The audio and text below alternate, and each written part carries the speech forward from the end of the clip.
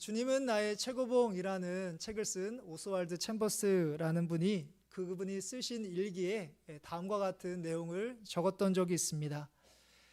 내 마음속에는 하나의 큰 두려움이 있었는데 하나님은 그것을 사용하여 나로 하여금 기도하게 만드셨습니다. 수년 전 나는 한 남자 곧 하나님의 위대한 사람을 알았습니다. 이제 10년이 흘러 다시 그를 만났는데 수다스럽고 기운 빠지게 하는 사람으로 변해 있었습니다. 40살이 넘으면 그렇게 되는 이가 얼마나 많은지 모르겠습니다. 게으름과 방종에 대한 두려움이 너무나 무섭게 엄습하여 나를 하나님께 끌고 가서 내가 그분께 빚진 것을 다시는 잊지 않게 했습니다. 라는 내용입니다. 이 글에 나오는 주인공은 10년이라는 시간 동안 안타깝게도 신실하지 못한 모습으로 변해 있었고 그 원인은 게으름과 방종이었습니다. 그는 자신의 변해진 모습을 깨닫지 못한 채 10년이라는 시간을 흘러보냅니다. 신앙인에게 믿음은 시간이 지나면서 저절로 자라나는 것이 아니며 그리고 오히려 믿음이 자라나는 게 얼마나 힘든지를 이 짧은 글에서 우리가 생각하도록 하고 있습니다. 오늘 우리가 읽은 말씀은 베드로 후서 말씀으로 사도 베드로가 쓴 편지입니다.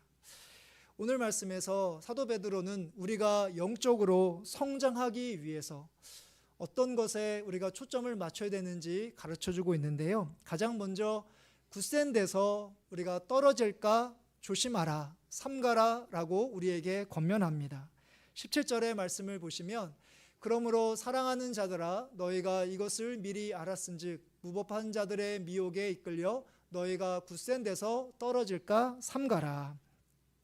베드로 후서의 수신자, 베드로 후서는 사도 베드로가 쓴 편지인데요. 그 편지를 받은 사람, 그 받은 사람들은 소아시아, 그러니까 오늘날 터키에 흩어진 교회들 성도였습니다. 베드로전서 1장 1절의 말씀을 보면 쉬운 성경을 보면 이렇게 기록하고 있습니다. 예수 그리스도의 사도 베드로는 고향을 떠나 본도, 갈라디아, 갑바도기아, 아시아, 비두니아에 흩어져 살고 있는 하나님의 선택된 백성에게 이 편지를 씁니다. 이 말씀을 잘 보시면 고향을 떠나서 흩어져 살고 있다라고 되어 있습니다. 이들이 고향을 떠난 것은, 그러니까 그들이 원래 살고 있던 곳을 떠난 이유는 너무 신앙이 고난 가운데 핍박이 심했기 때문입니다. 자신이 살고 있던 그 지역에 핍박이 너무 심했기 때문에 어쩔 수 없이 자신의 고향을 떠나서 흩어져 있는 다른 곳으로, 낯선 곳으로 살게 된 사람들이 바로 하나님의 백성들입니다. 바로 고난과 핍박이 심하여 어쩔 수 없이 고향을 떠나 다른 지역에 거주할 만큼 이들에게 있어서 가장 중요한 것은 뭐냐면 바로 믿음을 가장 중요하게 여겼던 사람들이 바로 오늘 편지를 받고 있는 사람들입니다. 그런데 고향을 떠나서 새롭게 또한 정착하게 된 그곳에서 이룬 신앙 공동체의 삶도 안전하지 않았습니다. 오늘 말씀 17절에 보면 무법한 자들의 미혹이라는 구절이 나오는 것을 우리가 알 수 있는데요. 여기서 말하는 무법한 자들이란 바로 이단과 거짓 교사들을 가리킵니다. 이들은 신앙 공동체에 침투해서 예수 그리스도의 재림, 그러니까 예수님께서 다시 오실 것이다 라는 것을 부정하는 가르침을 전했는데요. 이럴 경우에 어떻게 되냐면 신앙 성도들이 나태한 삶을 살아가게 됩니다. 그러니까 예수님께서 다시 오실 것이다 라는 그런 믿음이 있으면 이 땅의 삶을 살아갈 때 믿음 때문에 고난과 어려움이 있어도 그것을 참고 인내하면서 끝까지 믿음을 지키는데 예수님께서 다시 오시지 않는다라고 하면 굳이 그렇게 인내하고 고난 가운데서도 견딜 이유가 하나도 없게 되는 것이죠. 베드로는 이들의 영적 시험과 유혹에 넘어가지 말 것을 당부하면서 신앙인들에게 너희가 미리 알고 있는 그 내용들을 주목하라 라고 17절에서 말씀하고 있습니다. 여기서 말하는 그들이 미리 알고 있는 내용이 무엇인가 라는 내용은 우리가 읽지는 않았지만 베드로후서 3장 14절 15절, 그러니까 우리가 읽은 말씀 직전에 보면 이들이 미리 알고 있었던 내용이 무엇인지를 우리가 짐작할 수 있는데요. 한마디로 말해서 예수님께서 반드시 오실 것이기 때문에 끝까지 믿음을 지키고 인내하라 라는 말씀이 그들이 미리 알고 있었던 내용입니다. 그 말씀이 15절에 나와 있습니다. 또 우리 주의 오래 참으심이 15절에 있는데요. 또 우리 주의 오래 참으심이 구원에 될 줄로 여기라. 우리가 사랑하는 형제 바울도 그 받은 지혜대로 너희에게 이같이 썼고. 예수님께서 십자가에서 끝까지 참으심으로 그 십자가의 고난과 고통을 끝까지 참으셨기 때문에 우리가 구원을 얻었던 것처럼 바로 예수님께서 다시 오실 때까지 바로 우리가 인내하고 고난 가운데서도 견디며 참을 때 바로 우리가 흠도 없이 점도 없이 예수님께서 다시 오실 그 순간을 맞이할 수 있다. 이것이 바로 사도 바울이 그들에게 전했던 가르침이었던 것이죠. 이미 알고 있는 그 가르침으로 바로 악한 자들의 그 유혹에도 맞서 싸워 이겨라 라고 하는 것이 바로 오늘 말씀의 사도 베드로의 권면이었던 것입니다. 사도 베드로와 바울이 바로 우리들의 시선을 바로 예수님께서 오시는 순간으로 향하도록 인도하고 있습니다. 우리 신앙 공동체에 거짓 가르침을 전한 사람이 없다 하더라도 이 땅의 삶을 살아가는 우리가 정말 신앙이 퇴색된 것은 엄연한 사실입니다.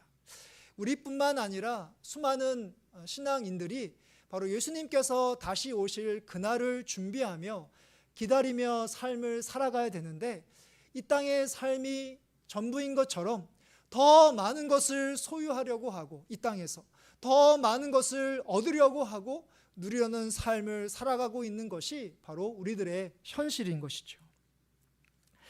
우리뿐만 아니라 이 땅의 많은 그리스도인들이 바로 천국보다는 이 땅의 삶을 거룩한 삶보다는 이 땅에서 행복한 삶, 그러니까 웰빙을 추구하면서 살아가고 있습니다. 이런 삶을 우리가 멈춰야 하는 이유는 우리 믿음에 대한 하나님의 평가가 바로 이 땅에서 우리의 지금의 모습이 아니라 예수님께서 다시 오실 그때에 우리가 어떤 믿음을 가지고 있느냐, 그 순간에 우리가 어떤 믿음을 지키고 있느냐가 바로 하나님께서 우리를 판단하시는 최종적인 평가이기 때문입니다. 설교 서두에 소개한 처음에 신실했지만 10년 후에 변질된 그 사람처럼 우리도 얼마든지 영적으로 퇴보하는 삶을 살아갈 수 있습니다. 다른 사람들은 몰라도 나는 괜찮다. 나는 신앙생활을 잘하고 있다. 그거는 나와는 상관없는 이야기다 라고 생각하는 것이 아니라 나도 얼마든지 그 사람처럼 시간이 지나감에 따라 하나님께 더 가까이 나아가는 것이 아니라 하나님으로부터 멀어질 수 있는 그런 가능성이 얼마나 많은 사람인지를 우리 자신이 볼 수 있기를 바랍니다. 그래서 내가 지금 굳건한 믿음에서 점점 더 멀어지고 있지는 않은지, 굳건한 예수님을 향한 믿음에서 점점 더 떨어지고 있지는 않은지 우리 자신을 살피고 항상 점검하시는 여러분들 되시기를 간절히 바랍니다. 영적으로 우리가 성장하기 위하여 바로 나의 믿음을 잘 살펴야 한다는 것이 첫 번째라면, 두 번째로 우리는 예수 그리스도의 은혜에서 자라가야 합니다. 18절의 전반절의 말씀인데요. 오직 우리 주 곧 구주 예수 그리스도의 은혜와 그를 아는 지식에서 자라가라. 아멘. 나라를 다스리는 대통령이 연설을 할 때 여러 가지 이야기들을 하잖아요. 뭐 사회, 정치, 경제 할 것 없이 여러 가지 이야기들을 하는데 그 연설을 마친 다음에 이제 기자들이 대통령이 정말 무엇을 가장 중요하게 여기고 있는가, 지금 순간 무엇에 초점을 맞추고 있는가를 분석할 때 보면 대통령이 가장 많이 사용한 단어, 가장 많이 사용한 단어가 무엇인지에 따라서 대통령이 이것을 중요하게 생각하는구나 라는 것을 알아차리는 것을 볼 수 있는데요. 만약에 대통령이 경제에 대한 이야기를 많이 했다면 대통령이 지금 이 순간에 우리 백성들이, 국민들이 먹고 사는 문제에 대해서 가장 큰 관심을 갖고 있구나라는 것을 깨달을 수 있게 됩니다. 그렇다면 제가 2025년 서우교회에서 1년 동안 목회하면서 제가 설교 시간에 가장 많이 사용한 단어가 있다면 그것이 무엇이 있을까요? 제가 설교할 때마다 저 목사님은 너무 많이 반복해서 사용한다 라고 싶은 단어가 있다면 그것은 뭐가 있을까요? 오늘 설교 제목에도 나와 있는데요, 제가 가장 많이 사용한 단어가 있다면 그것은 바로 은혜입니다. 은혜. 그래서 2025년 여기 표도 있지만 말씀의 은혜로 사랑하는 교회로 정하기도 제가 했습니다. 바로 우리가 하나님의 말씀에서 은혜를 경험할 때 바로 우리가 서로 사랑하는 삶을 살아갈 수 있기 때문이죠. 그러니까 우리의 힘으로, 내가 가진 능력으로 열심히 노력했을 때 우리가 서로 사랑하는 삶을 살아갈 수 있는 것이 아니라 우리가 하나님의 말씀을 들을 때마다 하나님께서 우리의 마음을 열으셔서 바로 우리가 그 말씀 속에 담겨져 있는 하나님의 은혜를 우리가 깨달을 때 그 은혜의 능력으로 바로 나에게 없었던 서로를 사랑하는 삶을 살아갈 수 있기 때문입니다. 그래서 우리가 해야 할 일은 항상 말씀을 더 가까이 하는 것, 한 번이라도 말씀을 듣고 한 번이라도 말씀을 묵상하는 노력은 우리가 해야 하는 일이고, 그때마다 우리가 하나님께 기도해야 하는 것은 뭐냐면, 하나님, 제가 말씀을 들을 때, 말씀을 읽을 때 하나님의 은혜를 깨닫게 하여 주시옵소서. 그런 기도하는 마음으로 하나님의 말씀을 대해야 한다는 사실이죠. 신앙과 교회에 대해서 제가 말씀을 드렸지만 그 외에 우리가 이 땅의 삶을 살아갈 때 다른 모든 것들도 다 마찬가지입니다. 똑같이 적용할 수 있습니다. 2025년을 시작하면서 여러분들이 하나님 앞에서 세운 어떤 목표, 2025년에는 정말 이런 것들을 하나님께서 주셨으면 좋겠습니다 라고 세운 것들이 분명히 있으셨을 것입니다. 아쉽게도 성취하지 못한 것이 있다면, 아직까지 내가 얻지 못한 것들이 있다면 우리들 마음 가운데 어떤 생각이 드냐면, 하나님, 내가 이러이러한 것들을 얻기 위해서, 이런 것들을 이루기 위해서 더 많이 노력하고 더 잠도 적게 자고 더 힘써야 했는데 그러지 못해서 내가 이런 것들을 얻지 못했습니다 라는 마음이 우리들 가운데 있는 것이 사실입니다. 그 실패의 원인을 우리는 나에게서 찾는다는 것이죠.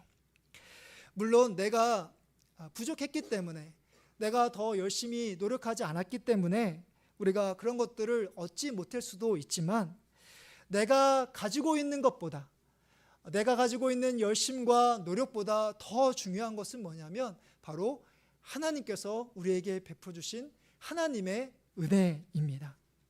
내가 올 한 해도 믿음을 지키고 건강하게 지낼 수 있었던 것이 다 모든 것이 하나님의 은혜라는 그런 고백이 가장 중요하다는 것이죠. 그리고 하나님께서 내게 베풀어 주신 은혜 중에 은혜가 있다면, 내가 받은 것 가운데 은혜 중에 가장 큰 은혜가 있다면 그것은 바로 예수 그리스도의 은혜입니다. 예수 그리스도. 예수 그리스도가 하나님께서 내게 주신 가장 큰 은혜입니다. 예수님이 나를 위하여 십자가에 달려 죽으시고 또한 부활하심으로 내가 구원과 영생을 얻게 하셨다는 것이 가장 큰 은혜인 것이죠. 이 은혜를 우리가 시간이 지나감에 따라 만약에 내가 당연하게 여기고 있다면, 예수님께서 나를 구원하시기 위해서 이 땅에 오셨고 또 나를 위해서 십자가에 죽으시고 부활하셨다는 것에 대해서 특별한 그런 감흥이 없다면, 감동이 없다면, 우리는 이 땅의 삶을 살아가는 동안에 내가 노력해서 얻은 것에 대해서, 그것에 대해서만 하나님께 감사할 수 있을 것입니다. 그러나 우리가 십자가의 은혜가 우리가 당연한 것이 아니라 우리에게 새롭고 놀랍고 그 어떤 것과 비교할 수 없는 가장 큰 은혜로 여길 수만 있다면, 우리의 삶이 어떠하더라도, 내가 열심히 노력했지만 얻지 못했다 하더라도 우리는 하나님께 감사하며 예수님만으로 우리는 만족한 삶을 살아갈 수 있다는 사실이죠. 만일 2025년을 마무리하는 여러분들의 요즘의 모습이, 요즘의 여러분들의 마음과 감정이 하나님께 감사보다는 원망과 또한 불평하는 그런 모습이 있다면, 하나님께 실망하고 때로는 절망하는 모습이 있다면, 여러분들은 지금 그 여러분들을 힘들게 하는 그 상황들을 하나님께 바로 해결해 달라고 그렇게 기도하고 계실 것입니다. 근데 정말 중요한 것은 그 문제를 해결해 달라고, 나를 힘들게 하고 고민하게 하고 스트레스를 주는 그 문제들을 없애게 달라고 기도하는 것이 중요한 것이 아니라, 그 어려운 상황 가운데서도 내가 하나님의 은혜로 충만하게 하여 주십시오 라고 기도하는 것이 훨씬 더 중요하고 하나님께서 원하시는 모습이라는 것을 기억하시길 바랍니다. 우리가 하나님의 은혜로 충만했을 때는요, 우리에게 여러 가지 문제와 어려움이 있어도 그것이 우리에게 하나도 문제가 되지 않는다는 사실입니다. 그러니까 우리가 문제가 없을 때 하나님께 감사할 수 있는 것이 아니라, 내 삶에 만족할 수 있는 것이 아니라, 내 삶에 문제가 있지만 예수님의 그 하나님의 은혜가 우리의 마음을 충만했을 때, 그 은혜가 더 문제보다 컸을 때, 하나님의 은혜로 우리의 영혼이 충만해졌을 때 바로 우리가 근심하고 낙심하지 않고 하나님께 감사할 수 있다는 사실이죠. 저를 포함한 우리 모두에게 바로 예수님이 나의 구원자가 되시며 나의 주인이 되신다는 이 너무나 단순한 진리가 당연하게 여기는 것이 아니라 놀랍고 새롭고 특별한 하나님의 은혜로 그렇게 여겨지는 가운데, 어떤 상황 가운데서도 흔들리지 않고 변함없이 하나님을 향해 나아가시는, 하나님의 은혜에 만족하시는 여러분들 되시기를 주님의 이름으로 축복합니다. 이제 마지막으로 우리가 영적으로 자라나기 위해서는요, 바로 예수 그리스도를 아는 지식에서 자라가야 할 것을 우리에게 권면하고 있습니다. 우리가 읽은 18절의 말씀 우리 처음부터 끝까지 한번 읽어보도록 하겠습니다. 오직 우리 주 곧 구주 예수 그리스도의 은혜와 그를 아는 지식에서 자라가라. 그 다음에 나와 있는 영광이 이제와 영원한 날까지 그에게 있을지어다. 아멘. 예수 그리스도를 아는 지식에서부터 자라난다는 것은 뭐냐면, 바로 예수님을 아는 것을 가장 중요한 것으로 여긴다라는 사실입니다. 인생에서 가장 중요하게 여긴다는 것인데요, 바로 사도 바울이 그러한 삶을 살았습니다. 사도 바울의 고백이 빌립보서 3장 7절부터 8절에 나와 있습니다. 빌립보서 3장 7절부터 8절의 말씀을 보시면, 그러나 무엇이든지 내게 유익하다는 것을 내가 그리스도를 위하여 다 해로 여길 뿐더러 또한 모든 것을 해로 여김은 내 주 그리스도 예수를 아는 지식이 가장 고상하기 때문이라. 내가 그를 위하여 모든 것을 잃어버리고 배설물로 여김은 그리스도를 얻고. 예수 그리스도를 아는 것을 우리가 인생의 가장 중요한 것으로, 내가 추구하는 가장 중요한 목표로 여겨야 함에도 불구하고, 우리는 예수님을 아는 것보다 세상의 지식과 또한 다른 사람들의 이야기를 듣는 것을 더 중요하게 여깁니다. 예수님의 말씀을 알고 싶고 그 말씀대로 살아가고 싶어야 하는데 그러지 못하는 것이 우리들의 모습인 것이죠. 또한 기도로 예수님과 친밀한, 예수님의 마음이 무엇인지, 우리를 향하신 하나님의 생각과 뜻이 무엇인지를 기도함으로 서로 대화를 통해서 하나님의 뜻을 알아가야 함에도 불구하고, 우리가 기도하는 것보다는 또 세상의 친구들과 친밀한 관계를 맺는 것을 더 중요하게 여기기도 합니다. 디모데전서 4장 5절에서 사도 바울이 이야기하는 것처럼 우리가 거룩해지기 위하여, 예수님을 닮아가기 위해서 하나님께서 우리에게 주신 것은 바로 말씀과 기도, 말씀과 기도로 거룩하여짐이라 라고 하신 그 말씀을 기억하시는 가운데, 우리가 하나님의 말씀, 우리가 예수님을 여러 가지 방법으로 알 수 있지만 우리가 하나님의 말씀을 통해서 예수님이 어떤 분이신지를 우리에게 보여주시기 때문이죠.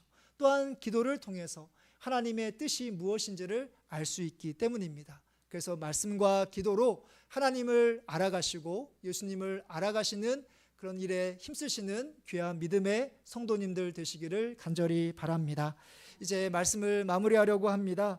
오늘은 2025년 마지막으로 하나님께 드리는 송년 주일입니다.